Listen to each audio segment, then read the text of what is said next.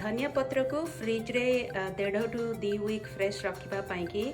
ताकू भल कि धोईदेवे तापरे एमती ताकू फ्लैट करिकी रखिदेवे पूरा सुखिला जाए बेले बेले फैन तले रखिदेले एटा जल्दी सुखी जिवो तापरे गोटे पेपर टावल बा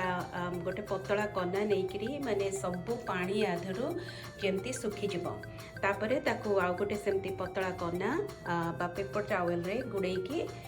जरी रे कि जिपलॉक बैग रे फ्रिज रे रखिले 1.5 टू 3 वीक जाए बहुत फ्रेश रहिबो।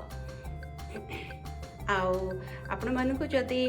मो टिप आ ट्रिक्स भल लागुची ताहले दया करी मो चैनल को सब्सक्राइब करंतु